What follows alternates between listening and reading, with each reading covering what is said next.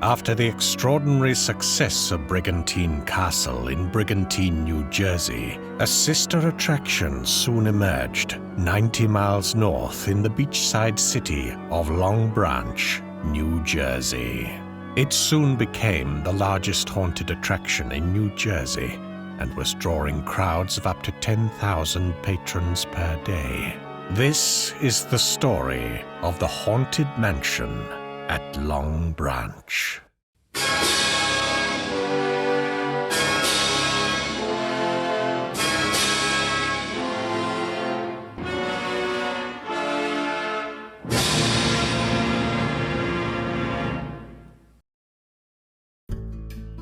Pat Chickalese first got involved in the Long Branch tourism industry in 1962 when his father purchased the Chelsea Pool at Chelsea and Ocean Avenues.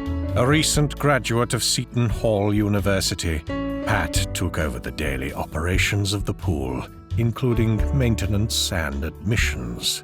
Pat would go on to purchase nearby motels and property on the boardwalk, including various game stands. In 1974, Pat met Carmen Ritchie, a businessman who had just purchased a pier in Brigantine, New Jersey, and was looking for financing to build a large haunted attraction there. Pat helped provide the financing, and the Brigantine Castle became an immediate success. I guess I loaned him the money in the spring, and he called in August and wanted a payoff figure for the mortgage. I don't remember whether it was a 10-year mortgage or 20 or whatever it was. And he paid the mortgage off within a couple of months. And I said, what kind of business is this that you pay the mortgage off in the first few months? So I went down there, looked at the business, and I said, this is pretty good. Maybe we could do something in Long Branch. The two men formed a partnership and started a company called Rick Chick. The company also consisted of Carmen's brothers and Pat's brothers. We developed the Chelsea Pool into a water slide. We kept the pool, we knocked down one of the buildings, we developed the whole boardwalk and leased the pier and built the Haunted Mansion on the pier. Basically, they were Carmen's ideas. It was my idea to bring them here, but Carmen, with an architect, designed it, and he was instrumental in the building of it. And it was his baby. I took care of the west side, which was the water slide and pool and whatnot, and he pretty much took care of the mansion and pier in the beginning. As was the case with Brigantine Castle, construction of the Haunted Mansion in Long Branch happened quickly, and it opened in July of 1978 at a cost of $1 million.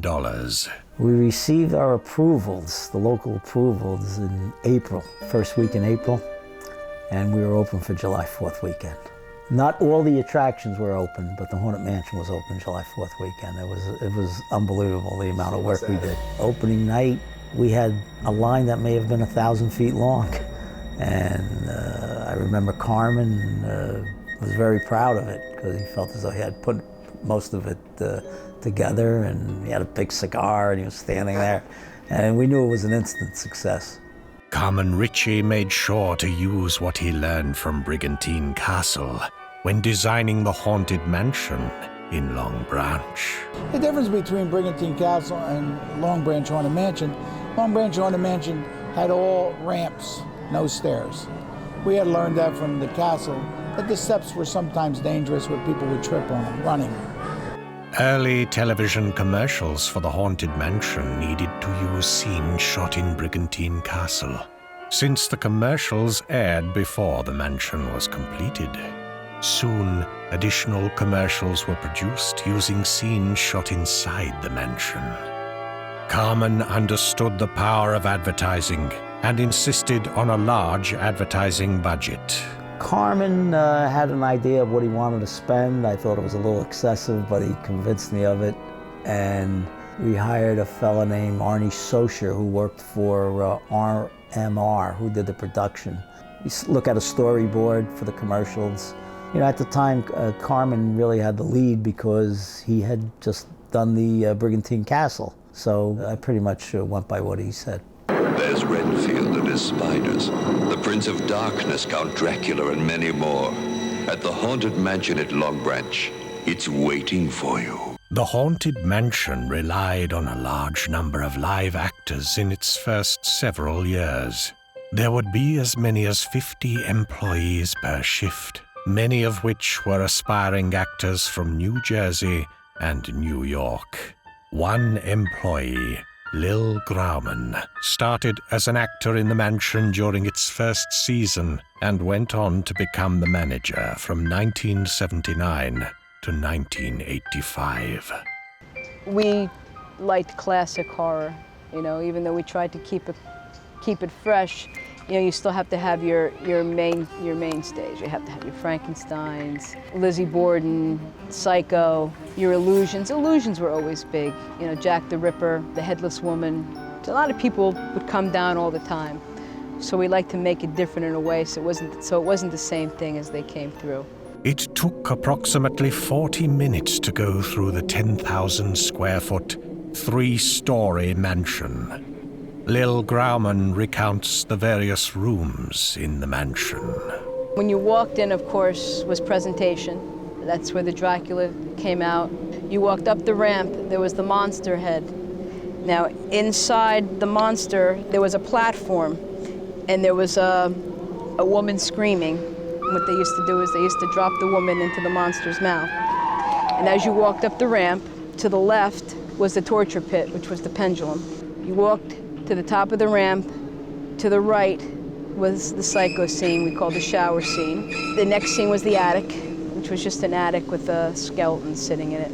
You came around, was Lizzie Borden. You walked down the hallway, there was a cell. The cell opened up. We stopped after the first year. Used to put people into the cell, and then they would scream because they were locked in the cell. Then they would walk into a back room, and in the back room we used to tell them to feel the wall to find your way out. And once they found the door that opened up, they put them into a hallway.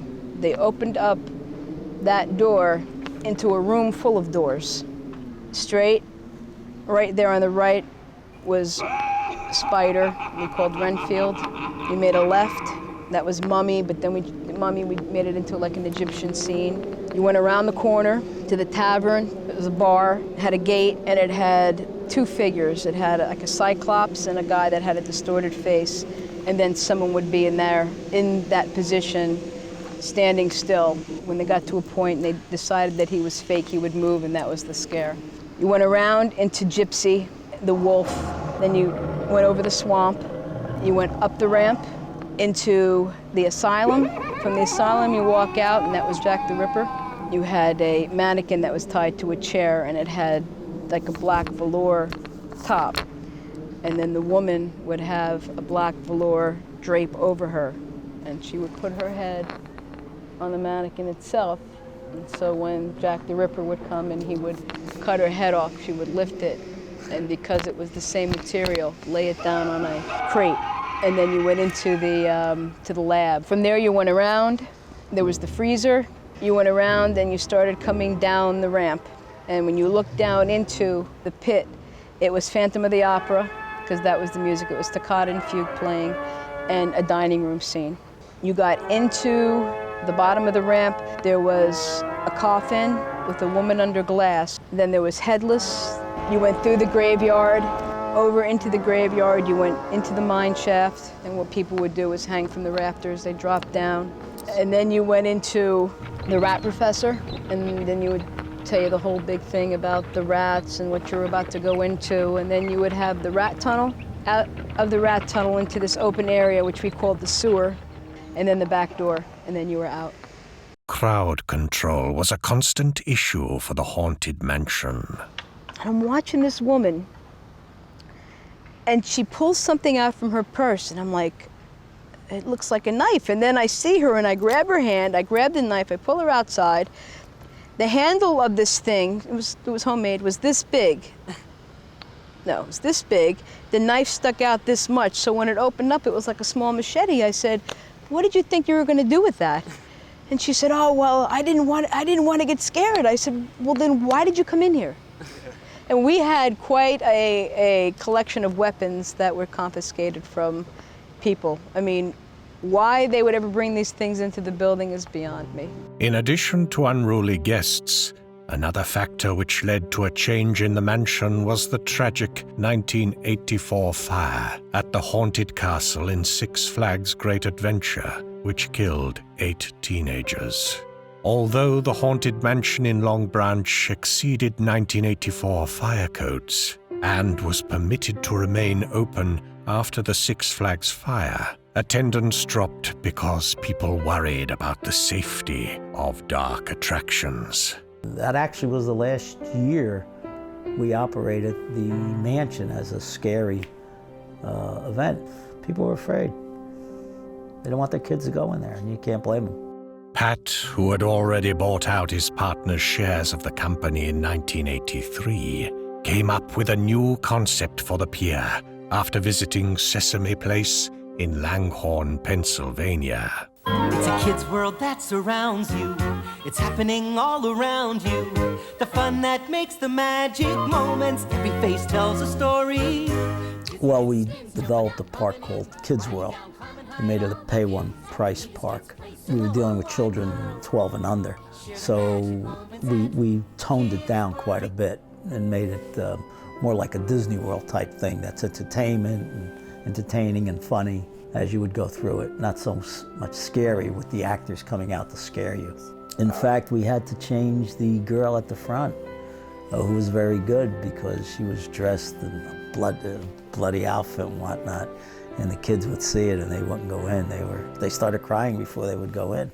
Kids World opened in the summer of 1985, but only lasted 2 summers before the entire pier met its demise. On June 8, 1987, a fire started at the front of the pier, and a strong westerly wind spread the fire quickly across the entire pier. Yeah, I was right there. I was standing with my son at the foot of the pier, and someone yelled fire, or look what's going on, and we saw a blue flame dancing in between the boards on a boardwalk. My son grabbed the fire extinguisher and went underneath the boardwalk to try and fight it with that, and I tried to put an extinguisher on the top, and before we knew it, there was a 20 or 30 mile an hour west wind that just took the flames and brought it right out to the pier and just destroyed everything. It was totally gone in about an hour and a half. Oh, I was devastated. I went back the next morning and tried to retrieve some things off the pier. It was a terrible day. It was sad. It was very sad that something that had become such a big part of my life was gone just like that. We were never able to prove how the pier caught on fire, but the ATF and the local police said it was a gas leak with a arcing electric wire that caused it. We had a 6-month trial, which ended in a hung jury, which eventually led to a settlement. No one wanted to go back to trial for 6 months. So there was really never any proofs as to how it started. After the fire, Pat continued to operate the amusements that were across from the pier for the remainder of the season, but due to lack of attendance, he didn't reopen the following summer. He attempted to develop housing on the property west of the pier, but by the time he received zoning approval, the housing market softened and he abandoned the project. In the following years, he made several other unsuccessful attempts to redevelop the pier. We tried to do a number of things there. We tried to do a heliport, a stadium, and it wasn't really even the city's plans to do anything like that. They eventually took the pier under their eminent domain powers in 2000 or 2001. The city also acquired the property west of the pier through eminent domain. The city awarded the Applied Development Company from Hoboken, New Jersey, a contract to redevelop the property west of the former location of the pier.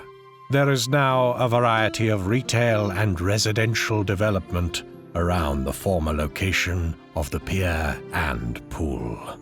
There are currently plans to rebuild the Long Branch Pier at its former location, with the aid of over $8 million in state funding. The pier would extend 500 feet over the Atlantic Ocean and be used for fishing and pedestrian traffic, with no plans for amusements or games.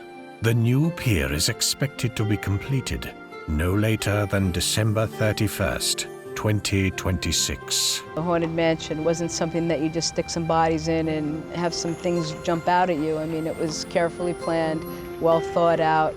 It was one of the biggest haunted attractions on the East Coast. I'd like to thank everyone that worked there, who's ever worked there. I mean, their passion for the job and love of it, and certainly like to thank everyone who ever visited the mansion, whether they paid or didn't pay, because without their support, it wouldn't have been a success. And I still get emails and letters, and it's a good feeling.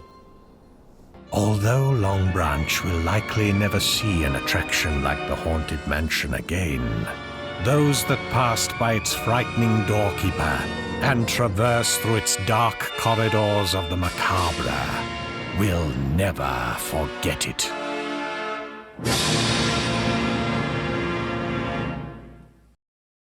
I just really want to get out of here, because I've been here for so long. It's cold and it's dark, and the people here, they're really insane. They're crazy, and they don't feed me. And please help me. Can't you feel bad for me? Imagine if you were here. Please help me. I've been here so long. Please help me get out. Ellie, just open the door and let me out.